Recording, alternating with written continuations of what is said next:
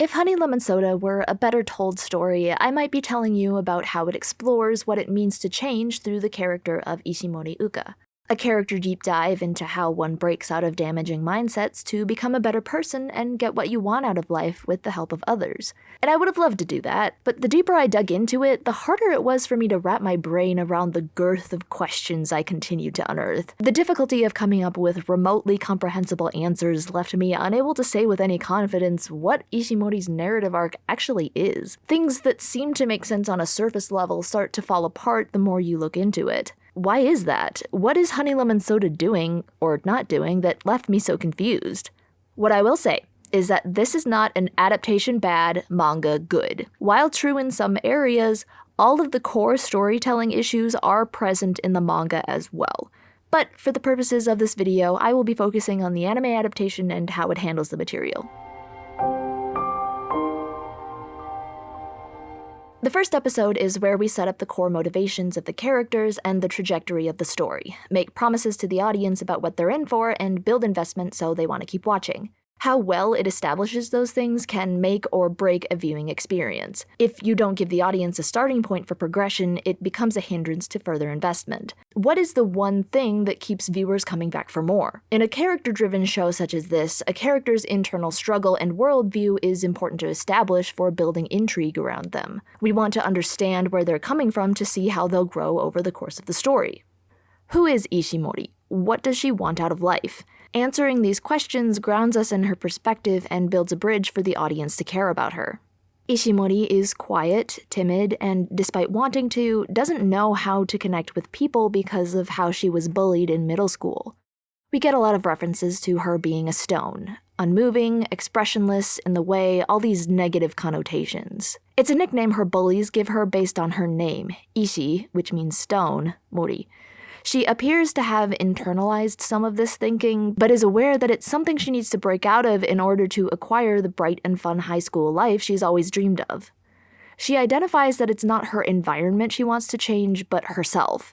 Yes, it was the people around her who made her life worse, but she wants to focus on what is in her power to change, that being herself.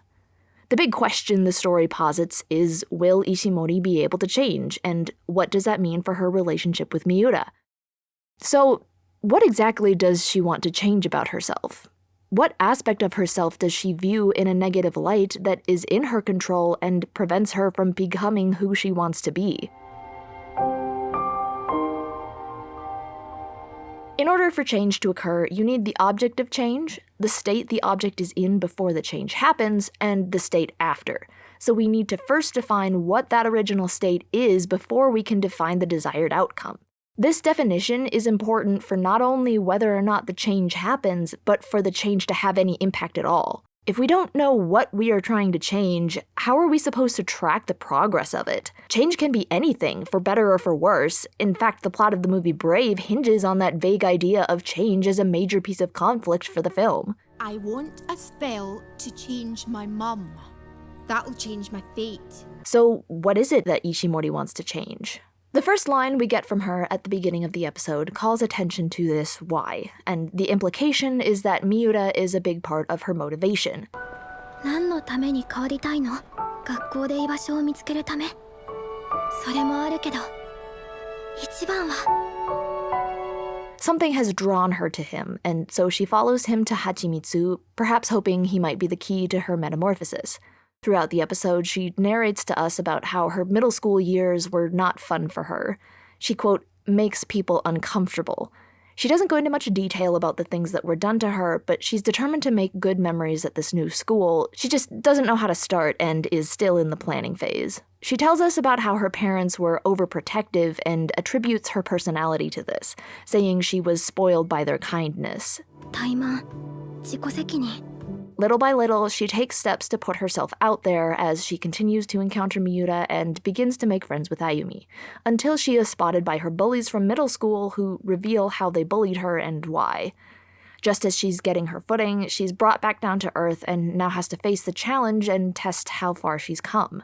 She repeats this mantra of, I have to change, and when it seems like nothing has changed, she retreats into the label of stone so as to not hurt more because of it. After Miura confronts her about this, we get her backstory of how they met, and she uses this as motivation to stand up to her bullies. And when it starts to get dangerous, she asks Miura for help, and he chases the bullies off. On the surface, this is a fine mini arc of building the confidence to stand up to your bullies with the support of others. Probably. But is that what's really going on? One of the first scenes to drive up the stakes is when her bullies first show up. This is where we learned that she was supposed to go to Shinsei, and the bullies outline all the traits they perceive as worthy of being made fun of, and she runs away. The scene is trying to introduce an obstacle for Ishimori to overcome. So far, things have been going well for her, and so we need a source of conflict to heighten the tension.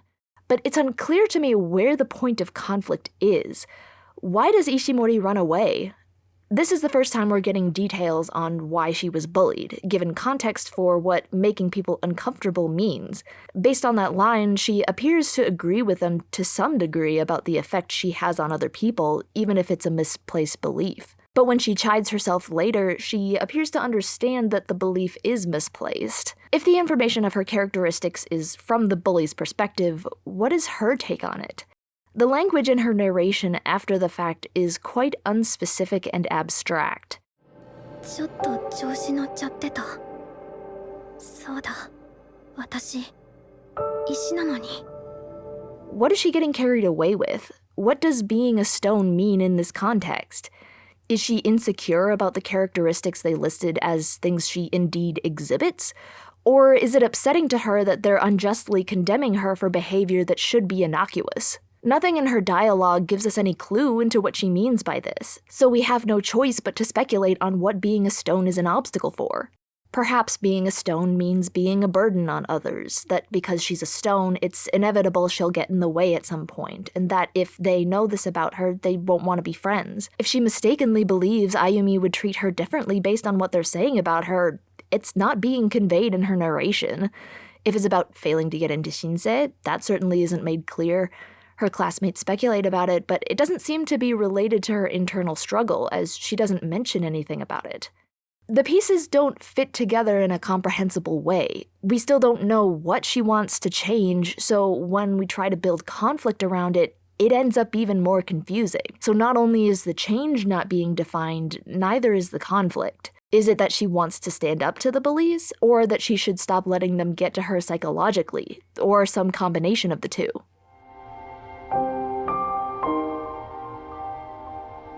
As far as I can tell, the conflict appears to be based around whether or not she can stand up for herself against the bullies and not let them control her thoughts. But the fear that ruled her life prior has kept her trapped in that mindset. Even if the execution was confusing and the conflict unspecific, we can get the gist of that, and that changing has something to do with her reaction to the bullies. So, at her breaking point, she leans into the label of stone in order to not get hurt that nothing has changed. And this is when Miura comes in to shake her out of that mindset and propel her towards a brighter future. 石みたいに固まってた方が。リアクションしろよ。誰かに言えよ。助けてって。誰に？ I'm sorry, what? Where is this coming from? How is this related to the conflict? I mean, sure, it's vague, but I thought I had the gist of what it was trying to do. Have I just been misreading it so far?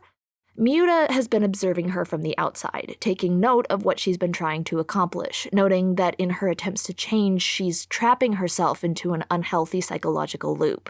But his conclusion seems completely unrelated to everything that's been set up so far, however vague it is, because now the problem is being framed as something else.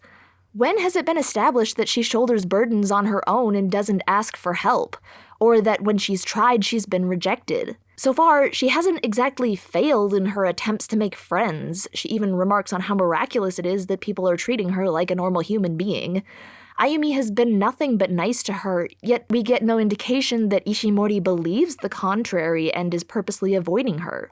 So why is she saying this? Where's the scene of her ruminating on if she's just being a bother to Ayumi? Where's the scene of her pretending to be fine when Ayumi asks about it, and her thinking that in order to change, she has to be able to handle it herself? Even if she had those thoughts, it's been shown that she tries to stop herself from thinking in negative terms, that things won't change if she continues to think this way.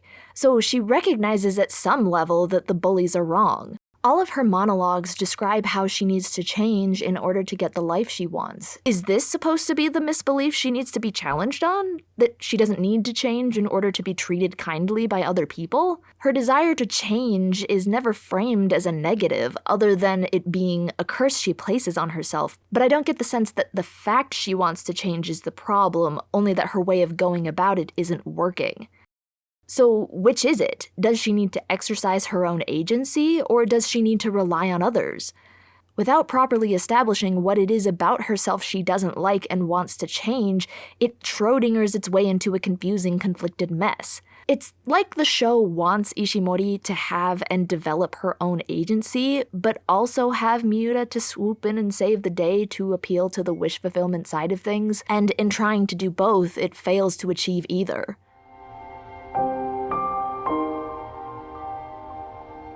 After this is when we get the backstory for how they met.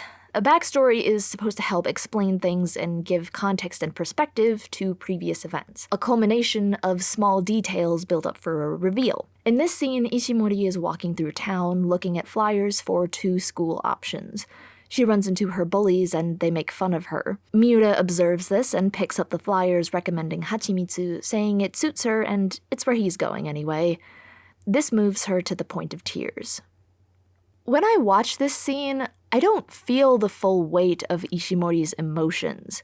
It's telling me that this moment is super impactful, but what about this interaction is so meaningful to Ishimori? If we assume she solidifies her desire to go to Hachimitsu because of Miura, what is it about him that draws her to him, besides his looks, of course? There must be some need of hers that he's fulfilling, an answer to her problems. Understanding her frame of mind will inform the answer to this. On a basic level, we understand that she was maybe insecure about her choice of Hachimitsu, and all she needed was one person to validate that choice, thereby becoming attached to that person. But why is she insecure? What is she conflicted about? Maybe she's torn between what she thinks might be good for a stable future versus the opportunity for growth as a person, finding out who she is rather than other people defining her. She seems to view going to the other school as being the easy option. 新生学園に受かってさえいれば穏やかな毎日はきっと保証されていた But why? There's this idea of being suited for something that ties into this. 先生超似合ってる Should you do something just because it suits you? Should you avoid something that doesn't suit you based on what others say, even if it's something you're interested in? Who decides what suits you to begin with? Of course, these questions are never explored, and the conclusion is something along the lines of, it's okay to want to go to this school, but not because it doesn't matter if it suits you or not, and you should try it anyways, but they're wrong, it actually does suit you. こっちが案外似合うんじゃねえの Or is she conflicted because her parents want her to go to the prestigious school, yet she wants to go to this other one and therefore feels trapped between her parents' expectations and her own desires? We know her father has some sort of contention with the school, and Ishimori has disagreements with that. But it's not brought up within the context of the backstory, so maybe it's irrelevant? There appears to be missing pieces here. It brings up more questions than it answers, like there's some context that we don't know about. And that's because there is. We don't get the full context for Ishimori's entire situation until episode 9. At this point, we don't even know if her parents know about the bullying or not. We don't know how they felt about Hachimitsu before she started attending. We don't even know how Ishimori actually feels about the other school. I mean, I was under the assumption that her parents knew about the bullying and were overprotective partly because of that, and maybe wanted her to go to this particular school to protect her from that.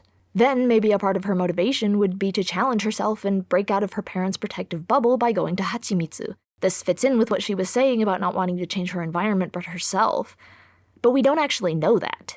We barely get any insight into Ishimori's thought process, so we don't really know why the specific way Miura responded to her made her react so intensely. This moment is supposed to be pivotal for understanding Ishimori's character and her relationship to Miura. It's the emotional core of the episode, the point where your questions are supposed to be answered about why everything is happening the way that it is. But the ambiguity makes it hard to identify which feeling we should be relating to or empathizing with, which makes it fall flat. If you're opening your story on this kind of a thing, you need more than the mystery to carry the emotional weight. You can't afford to leave out important context that is essential for understanding your characters. Now, I'm sure there's ways to do this without providing the full context if you really wanted to keep it for a plot twist later on, but there needs to be something else driving that emotional investment. Of course, whether or not the added context fixes any of these problems is another question entirely. So why does Ishimori want to change? Does she want the confidence to stand up to her bullies and to make friends? Is she trying to change the things about herself that got her bullied in the first place? That idea of being a stone? Is it so she can catch up to where Miura is, because he's where she wants to be and what she strives for? It could be any one of these things, but it's never explicitly stated or implied beyond extremely vague terms. It's what made writing any analysis of Ishimori's character so difficult, because any concrete statement I made felt like I was making things up. With change being the show's purported thematic exploration, the fact that it's this undefined undermines a lot of the drama surrounding the topic. Like when it's brought up by Miura's friend, have you really changed, or is Miura doing everything for you? Or the idea of, if I can change and stand on my own 2 feet, will Miura leave me? To when it brings up the differences between Ishimori and Serina and how their relationship with Miura affects their personal growth.